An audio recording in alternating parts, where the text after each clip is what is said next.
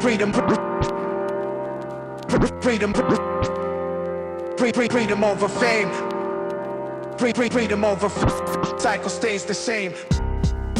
Welcome into today's episode of How to Ride a Roller Coaster. Today I'm joined by Kimberly Borges. She is the founder of Power Woman. Power Woman makes beautiful and functional blazers for women with real pockets that serve and style that helps you express yourself. How's it going? Great. How are you? I'm good. How's your week so far? It's been good so far. Honestly, this was one of the highlights of my week. I love getting to talk about Power Woman, so I really appreciate you lending your platform to me doing my favorite thing. You got it. So let's talk more about Power Woman. A little bit more about what it is, where it came from, and how you got to where you are now. So where it came from, my co-founder and I are best friends, and we were in car sales. We sold Cadillacs together, and we were confronting the same problem every single day. And it was so annoying. And this is a problem that every woman can relate to. When men hear it, they're like, what is the issue? Like every pant, every shirt, every blazer has pockets. But for women's clothing, it is an exciting moment to find pockets in your clothes.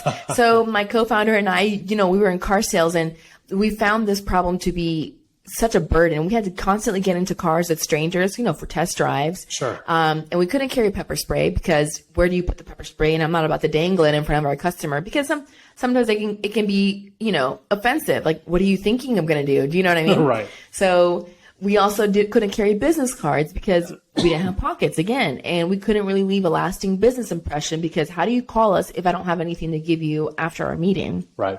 And the one that was most offensive to me was that I couldn't carry a pen to close deals the instant that I heard a yes from my customer's mouth in car sales. And I think in business in general, we have this saying, time kills deals. And every time there was a delay between the yes and the pen to paper moment, I went into like a frustrated, angry panic of like, why don't my clothes match my hustle? That's it. Why are they not, serving me throughout the day? And on top of it all, they didn't even say anything about me. Like my clothes were just mediocre emulations of men's clothing. So black, blue, gray. And like that says something about me. I mean, no tea, no shade. If you love blue, great. I have a blue blazer. I love it too. But it had nothing to say about like who I was as a woman. Like, am I expressive? Am I joyful? And as women, we've worked so hard for a seat at the table.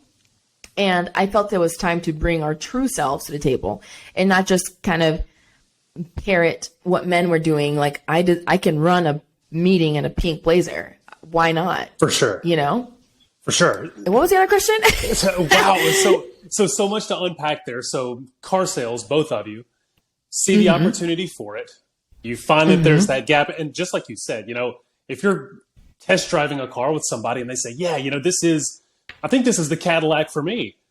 Between that moment of them saying yes and being able to get all the way back to, grab a pen, grab anything else that you might actually need, there is runway there for them to possibly reconsider. Every second counts. I mean, I've had customers change their minds within seconds, which isn't as heartbreaking. To me, that's a little bit more like, okay, you're not sure. Yeah. But the worst for me is when they would say yes, but then during the moment between me having them sign on paper and them saying yes, they would reconsider the numbers and it would be back at square one with negotiation. Because in that moment, they're like, wait, what about this? And what about that? Can I get this for free? And it's like, the more time there is, the more, dominoes that come into play. And it is so inconvenient. It's not how business should be done. You want to make sure that the customer feels confident about their choice. And that requires it to be an efficient process. For sure. So what happened next? You guys saw this opening. You saw that there wasn't really a lot out there that fit the style, the functionality, and could really help you express how you want it to be. So what happened next? So, we lived with this problem for many years. I mean, women have lived with this problem for their entire lifetime. Like, we're not used to having pockets in our clothes. We're not used to having clothing serve us and also help us express ourselves. A lot of clothing for women is made with the implication that it is meant to look good for others. You are meant to be trendy for others. It's not made with, how do you want to feel in this particular item? Yeah. What are you going to be doing with this particular item so that we can build it in a way that is not only helping you look good, but it's helping you feel good and it's serving you throughout the day. So we lived with this problem for a while. And when we were in car sales, I always knew that I would be an entrepreneur because, not always, but you know, all the women in my family are entrepreneurs. And I remember when I started working in car sales, I was working my butt off. Like I was working all hours of the day and I loved it. I love working hard. But I was like, if I'm going to work this hard, I'd rather do it with my name on the building. Right. Like, I don't want to, I love this company. I love this job, but I know that at the end of the day, I'm going to feel more fulfilled if it's for me. Like if I'm leaving a legacy for me and my family and my children. And I didn't feel that I could do that where I was. I didn't feel like I could leave a legacy. So when that kind of clicked, the search for an idea came about. So I started looking for problems. I started thinking about my day to day and I started writing down ideas, and lots of business ideas were thought up and then shot down because, you know, it didn't touch that nerve. And then this came up and I was immediately obsessed. Around the same time that this idea came about, we found out that we were pregnant, my husband and I. And so I had to come to terms with the fact that I could not be the mother that I wanted to be while also dedicating that much time to the company where I was at. I wanted to be someone, like, I wanted to be present during my child's life, and I wanted to be able to prioritize my family. And I couldn't do that where I was. So, I had to decide, and I chose my daughter and I chose myself. So I told my husband I'm ready to start my own business, and he was on board from like, I don't even think it was a conversation of like, are you okay with this? It's like, hey, we're doing this. And he was like, hell yeah, we're doing this. I love it. Which one are we doing? That's it. Yeah, exactly. He was there was never a second of resistance from him. And it wasn't until a few months after that conversation that I realized, okay, I can do this by myself. Yes, anybody can do things by themselves. But do I want to? Like, do I really want to rely 100% on myself? Yeah. And is that going to be conducive towards me having the family life that I am prioritizing? And the answer was no. So I reached out to my best friend, and her name is Miriam McDonald. And she was actually on a road trip with her husband. And it was her husband that immediately was like, hell yeah, we're doing this. Like she came on board immediately after I finished my pitch, but like her husband mid pitch was like, sign us up. Yeah. So, and I love them. I love her in particular because she's mentally my exact opposite. Like, I am very creative. I have a million ideas on the go, and she's very much an like she will execute the ideas, and she likes lists. She likes to plan. She'll get things done. And meanwhile, I'm like on my 15th idea, and I'm just like throwing them at her, you know? So it's a really good partnership.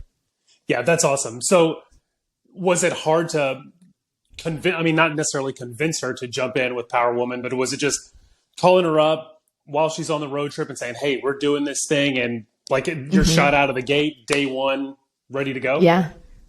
So this is like the advice I give a lot of entrepreneurs, because I feel like a lot of people get stuck on like the business plan, the thinking it out, then figuring out every single detail of the journey. Yeah. The fact of the matter is, you don't know what the journey is going to look like. So there's no point in you trying to figure out what problems to solve when you haven't encountered that problem. Yeah. So luckily, I'm of the mindset of like, jump in, learn later. Like, that's how I was taught how to swim. Like, I got pushed in and then I learned how to swim. Like, so that's been how I approach a lot of my problems. So when this business idea came about, I didn't sit there and think about all the things that could happen and all the things I would have to solve. I just thought of the first thing, and I was like, okay, LLC, I think LLC is how we have to do this. I read that that's how people start businesses. And so, and then I stopped there. I was like, okay, I'm not going to worry about the next step. The next step will appear. I will focus on this LLC. So I figured out how to file an LLC, and I did that for Miriam and I.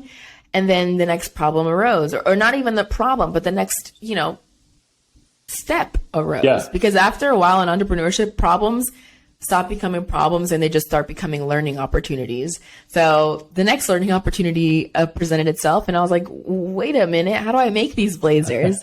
And, Google became our best friend, because I was like, okay, how do I do this? And every website was like, you need a tech pack.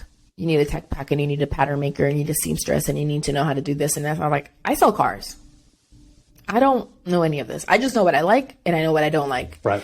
So I sat down and basically created a fabric script, and I described my dream blazer to my manufacturer as if they had never seen a blazer before, like as if they had never heard of a blazer before. So I described it in the most super meticulous, like not only what the fabric should be, but what the fabric would be used for. So that helped me, because I didn't make a tech pack.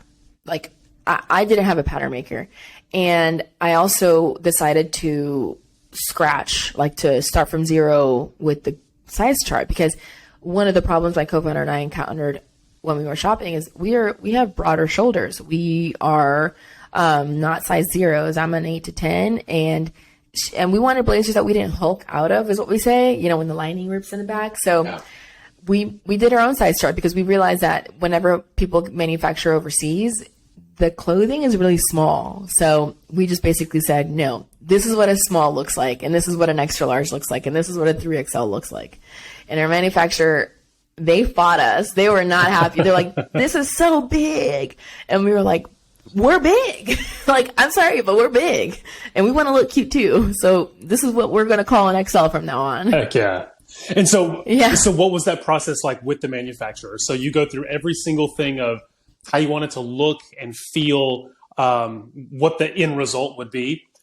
What was that process kind of like with them? What were some of those talking points? And what was some of that day-to-day process when it's really trying to get what's in your mind into something tangible? Mm-hmm. So when speaking to the manufacturer, I kind of had a mindset shift, because at the beginning I was really embarrassed. I was really kind of ashamed, and I thought, they're going to know that I'm an amateur. They're going to know that I don't know what I'm doing. And then I thought back on my experience as an expert and dealing with my clients who were not experts. My job was to educate them.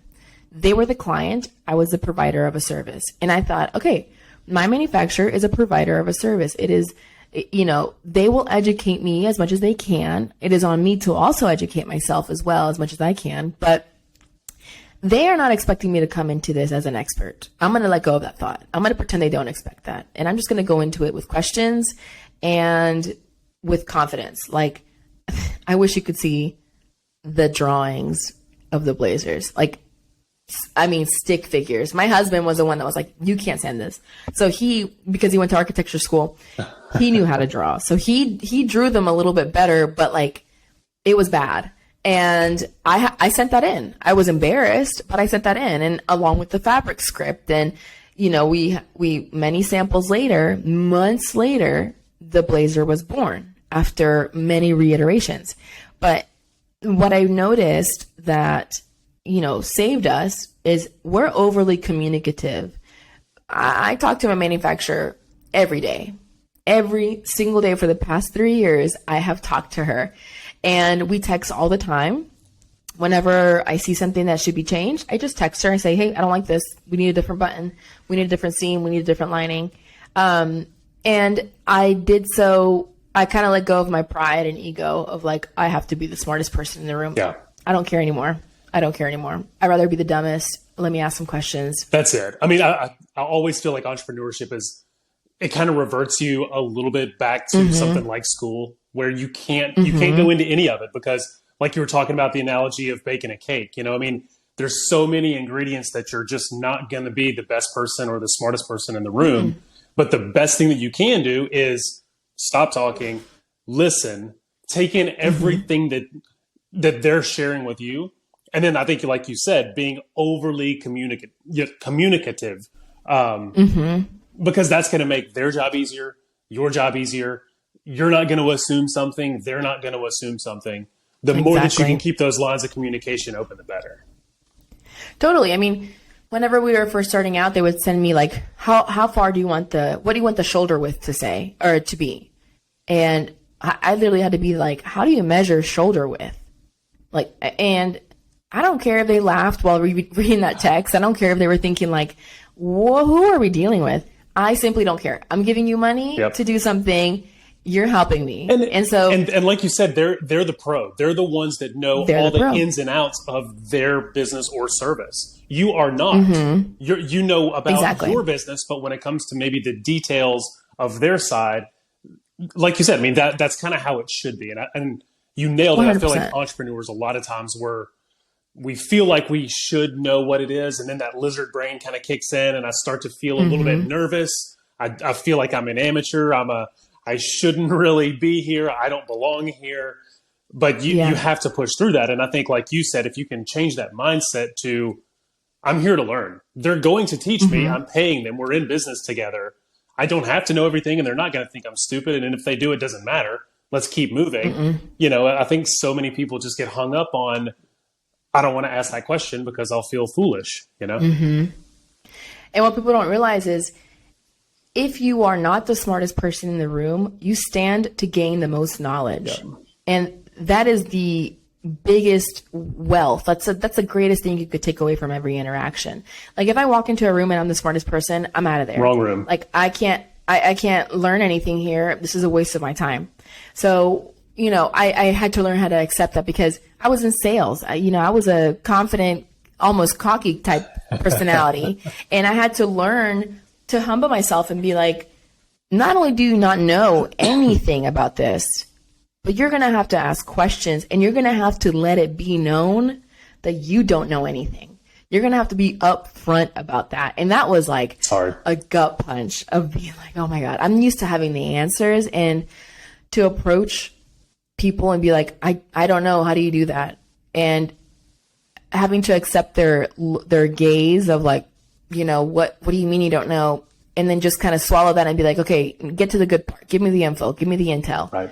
And after a while, I mean, that gaze of like, are you dumb? Doesn't even bother me anymore. I'm like, okay, whatever. Get to the good part. Give me the information. And that's entrepreneurship. Like you gotta get comfy with being dumb. Yes, absolutely. Comfortable with being, you know, feeling that kind of feeling where you're a little bit insecure. You don't know the ins and outs. And then also just with the pressure that entrepreneurship brings. So kind of sticking with the whole riding a roller coaster metaphor, tell me about one of the lows of Power Woman, and then tell me about one of the highs. Ooh. So there have been many lows, and I don't say that in like a sad, tragic way. I say that it's been a fun ride, and roller coasters, to get high, they got to get low. That's it. You know what I mean? So, you know, I just started paying myself. Like this month will be my first paycheck ever. Wow, awesome. So that means that from 2019 to 2023, I haven't gotten a single dime. I've been putting everything back. Miriam has too. We have been putting everything back. That's stressful because I'm in a single income family. We have a daughter. We have a home. Medical issues have come up. And we've had to really cut back. And those budget talks are super stressful. Yeah. You know, that monthly budget talk where it's like, we're overspending, we got to spend less. Or if, you know, it comes up, if you had an income, we could do this, we could do that. And so that is very stressful, and it can strain a relationship. Luckily, my husband believes in what I'm doing. He is my number one supporter. That does not exempt us from doubt, stress, insecurities. And so those are things that we have to deal with. And so that can be a low, but it also brings us to that reassurance where it's like, do you believe in this enough to sacrifice your time, your money, yourself? Yes, then let's keep going. And then other lows have been, you know, we experienced a manufacturing faux pas, I guess. So they made our pants in the wrong fabric. Oh. because we had gone, I'm so picky with samples and I'm such a stickler for like, this is wrong, you know, and I don't care. Like, I'll pay for a sample of 10 different times before it gets produced, and I need to see it. So I was going through so many samples that the manufacturer was like, listen, we're running out of this fabric. If you want to produce it in this fabric, we got to use this other sample fabric. And I was like, okay, sure. And then when I approved the sample, there's that miscommunication of like, I approved the sample as is. And I didn't mean that. I approved the sample, this size, this cut, this pattern in our original fabric. Anyways, the wrong pants were sent. I cried a lot. I cried. My heart sank. I felt panic. I felt dumb. I was disappointed. I was frustrated. And then other people reached out to me. That's the beauty of being transparent, is like you open yourself up to being helped, but also to people giving you grace. You open yourself up to grace. Right. And so many people messaged me and they're like, we still support you. We will wait for the pants, because they were on pre-order. People were already excited. That's what got me, is like, I felt like I had disappointed them. And every customer would message me and they were like, I ordered mine and I will keep my order. I don't care if it takes 6 months. I support you guys. And I was like, wow, awesome. Amazing. And on top of that, like, you know, we didn't get our money back. And a lot of other designers messaged us and they were like, you're just now going through this? I've had this happen to me like 5 different times. And I was like, that's nuts. So then, you know, that made me feel a lot better, because I was like, okay, this is a normal part of business. But that's why you have to be transparent, because if you don't put yourself out there and you're not vulnerable and you're not willing to look dumb, you're also not making yourself open to the opportunities of like, this has happened before. What did you do different to prevent that? How did you prevent that? Like that learning. So right. I asked some questions and all that, but that was one of our lowest lows. Oh my gosh, another low. So last low, but we were talking to this huge department store, and I'm talking huge, like nationwide. We were pumped. I cried. Miriam cried. My mom cried, because we were like, it's happening. This is all happening. The deal was trash. Oh. So we had to walk away, because I was like, as excited as I am about this, I refuse to lose money for clout. Like, it's got to make sense. Yeah. I want to pay myself eventually. You know, that's what my mindset was back then. I've got to make this business grow. And we backed out. And it was frustrating, because we felt this was our big break, but we're so grateful that we backed out of that, because we would have lost a lot of money, and we would have lost it thinking like, oh, it's worth it for brand awareness. It wasn't. Like, our mindset has always been conservative, sustainable growth. And that would have not been sustainable. It would have not been conservative, and that customer would have never been ours ever again. Yeah. So that was a low that turned into a high. Heck yeah. And like you said, I mean, it's all about learning opportunities and going through it, because now you'll know things. You'll know things to look for. You'll know red flags that might have come up halfway through, but if it's your first time to go through it, you don't realize yet that it's a red flag. You know, might be leading a little bit too much with, I really want this to happen, as opposed to, is it good for what we're trying to do for our business? So there was I forgot, this is something my husband said to me that helped us walk away from that huge deal. It was it was almost $1 million. He said, you're making this decision on a scarcity mindset.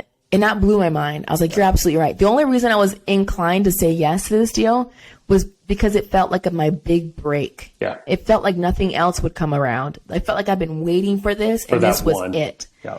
Exactly. And Jack was like, why do you think this is your one? Like, why are you thinking this is the only one? You don't think you're going to get more? Like, look at how far you've come.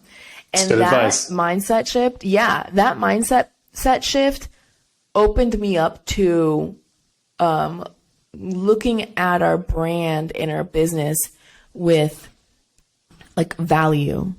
Like, we are worth more. Right. We are worth better. But yeah, now I employ that mindset, that don't make decisions based on a scarcity mindset for everything.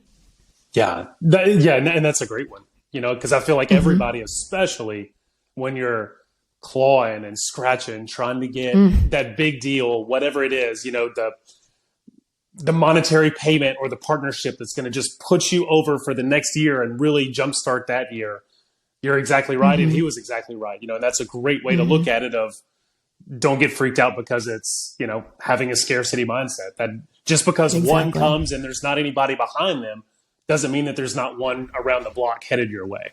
Totally. And that's so hard. Entrepreneurs, we want it. You work for it. You want it. And when you see it, you're like, oh, that's it. But a lot of times I think we kind of have blinders on of I can only see right there. I can't see anything else. So yeah, that's great advice. And a lot of us entrepreneurs are emotional thinkers, emotional decision makers. And so having the wherewithal to acknowledge that and then be like, I'm making an emotional decision. It almost feels like you're going against your gut, but your emotions are so high that you don't even hear your gut. Right. So I've had to tame the emotions so that my gut could be like, no, don't do that. It's a constant give and take. Yeah. So tell me, what is a normal day? And I know that there are no normal days in entrepreneurship, but walk me through your day when it starts. And like I said, I know you have family at home, and I know that Power Woman probably goes all night into the wee hours of the morning and everything else. But kind of give me the basics of kind of what a normal day looks like. So when I started Power Woman, I have a huge tendency to overwork. Like I could, and my mom actually, when she tells me about when I was little and how she used to work, we both have the same kind of work ethic. We kind of black out and work. And then we just look up suddenly and it's 8 p.m. And I don't like that. I don't want that because I want my evenings to be with my husband and my daughter, no matter what. Yeah. Like I make that a priority and I like to stick to that about 99% of the time. So, it's a hard close at 5 to 6. It's a hard stop for me. And I make sure that I prioritize them in our home so that I can be my fullest self at work, because it does allow me to do more than I thought I would be able to do when that side of myself is, taken care of and nurtured. Yeah. So my day starts at an ungodly hour. I am not a morning person. I hate the mornings, actually. My husband is. He just loves waking me up and being like, do you want to have coffee? No, I don't. I want to sleep. It's 5 a.m. And we've been together for like 10 years and he still wakes me up like that. I'm like, dude, leave me alone. Don't talk to me till 9 a.m. He's persistent, if anything. So our daughter wakes up and then, we start getting her ready. Jack makes lunch. I get her dressed, do her hair. I take her to school. By the time I get back from her school, it's around 9:40. It's 9:30. And then I start tidying up the house. I have to have a clean space. I have ADD. Who doesn't these days? But I've noticed that if my space is clean and tidy, my mind chugs just full potential. Like it's a well-oiled machine when my environment is clean. So tidy up the house, make the beds. Routines are my jam. I love a good routine. So I don't skip this. I make my bed. I make her bed too. Then if I haven't worked out earlier in that morning, because I typically work out around 6:30, 6:45, I work out and then I get to the office. So I get to the office and I take care of, I'm very open and flexible with my day because a lot of things happen randomly as an entrepreneur. But what I like to stick to is obviously shipping. I take care of my orders as soon as possible because I do like to do a handwritten note. I make them real special and cute. And then I start working on social media. I record everything. Like my friends on Instagram are seeing me do the most mundane things, but it's fun because as an entrepreneur, you're kind of alone a lot of the day. And it's fun to have that interaction, For sure. It's kind of nice. For sure. Yeah. So I upload a lot of content of I don't have to do anything extra for it. It's just me doing everyday stuff. And then I take meetings. When I remember to eat, I eat. I'm the worst at that. And then after the meetings, I like to work on, I need to get better at this actually, planning for future shoots, future designs. Because once I get an idea and it happens in a moment, I'm like, I have to do this now. It'll be a winter blazer and I'll think of it in April and I'm like, oh, she's getting made right now. Right. I got to have this now. So I got to get better at that. But that's what I am challenging myself to do. And then around 5 or 6, I'm going home. Actually, no, just kidding. On the days that I have to pick up my daughter, it's 4:30 because I refuse to be the late mom, although I've been her a few times. Oh my God, I'm so embarrassed. And then we're home by 5 or 6. Yeah, that's a great balance too, and I feel like that's a lot of times what I try to do as well is, so we have a 2.5-year-old at home. So Oh my gosh. so anytime that we can, like when I go get him from daycare, work for the day is finished, I try to make sure to have intentional time with him, and Totally. our phones are hard because, emails still come through, text messages still come through, but try to just kind of make sure that all the focus is with him and my wife until he goes to bed. And then once he goes to bed, we both might work for another hour or two, but that's what we both try to kind of do, is by the time that we pick him up, really just give him that attention. Cause it's only like 3 hours in the evening before he goes to bed. I know. That makes me so sad, honestly. Yeah. Like I think about that and I'm like, that's when I put my phone down, because I don't want just 3 hours with my daughter. I don't want just 3 hours with my husband. So like, I'm pretty strict about that. Even when Jack has to take work home, I'm like, I'm counting this as one of the passes. Like, I do not like work. My dad loves working, and he would always work at home. And so with Jack, we have this rule where we don't work at home. And then when we put Sophia down, it's like we hang out. Like I find it very hard to pick up my laptop and phone to work in the evening. Like even when I have to, I'm like, feels like homework. I'm like, I don't want to do this. So I'm pretty good about that. And then, I have to like tame that beast, because that hustle mentality can get so toxic sometimes, of like work until you drop, work is life, no balance. And I have to be really careful about that, of being like, I'm not saying yes to everything. Right. When I'm home, and not being on my phone all the time. Like I don't really post a lot of stories or Instagram a lot of stuff when I'm home, because I'm just like, this is my sacred time. Right. And it also like recharges you. Like when I'm not spending time with my family, I'm not doing my best at work either. Yeah. Yeah. And you're right. That's like our time to watch a show, get into some TV show, just kind of zone out. But I feel like you just have to kind of be intentional with that. Or like you said, you could just come in here after he goes to bed and work for the next 3 hours. You look up and it's 10:30 and it's gone. Laptop closes, you go to bed to start over the next day. Yeah. I also have this big fear of like, what if this is our last night? Like it just freaks me out. I get really scared about that. Like every time he leaves for work, I'm like, what if that was our last kiss?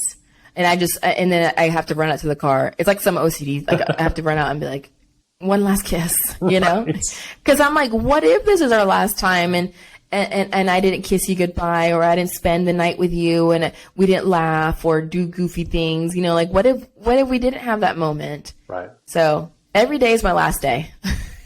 Yeah. And like I said, I like the mindset, thinking of how you can kind of categorize and, make specific time for everything it is, but also while being aware of, entrepreneurship and hustle mentality it's there. I mean, cause you see it on social media and all that kind of stuff, but how do you block that out and stay focused on the things that are important to us? Because social media is, doesn't matter when it comes to what other people think of your life. It's only what you think.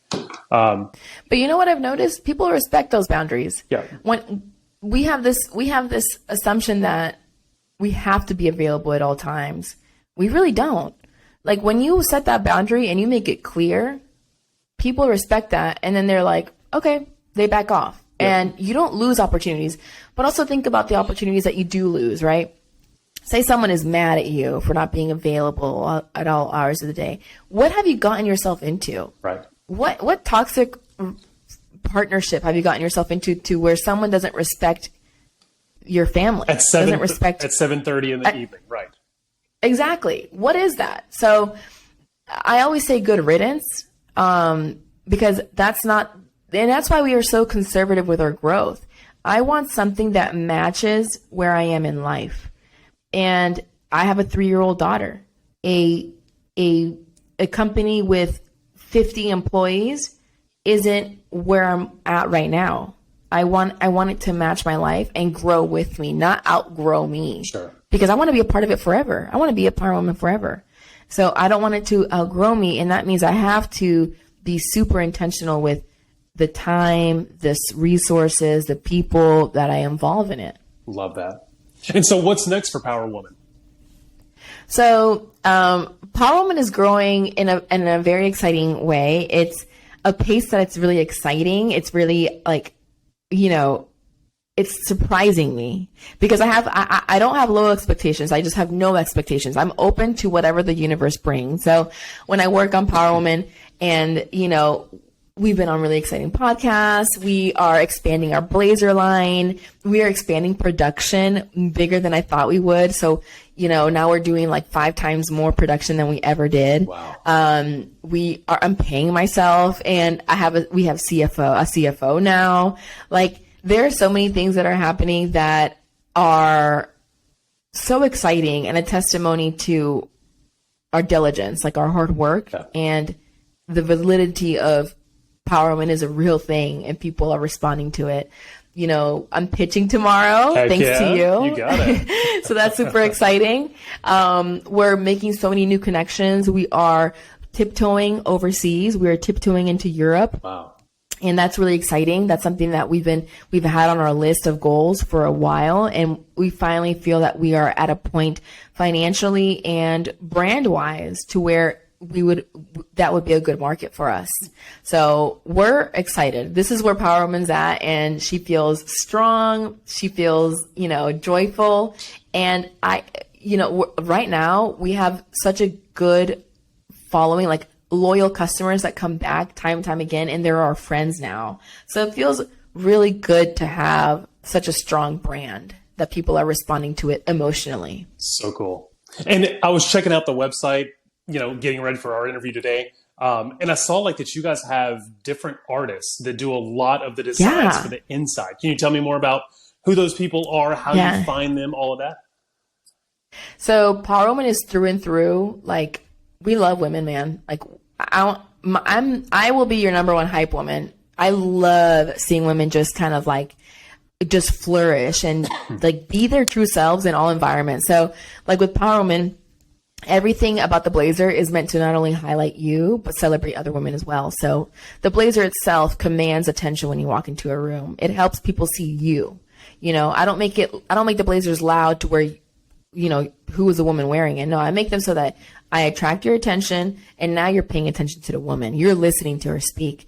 And then when she opens up her blazer, she gets to talk about another woman. She gets to celebrate somebody else, and she gets to empower somebody else. She gets to talk about Kira and Kenzie and Shannon and now Jill.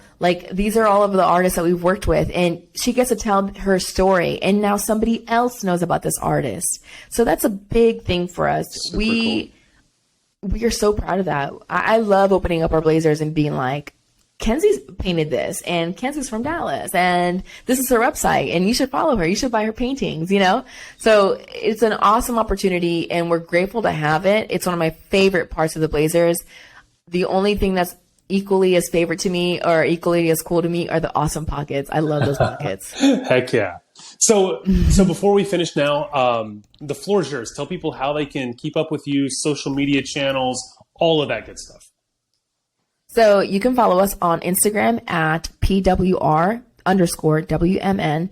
And even if you're not in the market for a blazer, I encourage you to follow us because I want to get to know you and because I share a lot of the behind the scenes. So even if you're not in the market for a blazer, if you are starting to build your own business, I love helping others go through those steps a little more seamlessly than I went through those steps.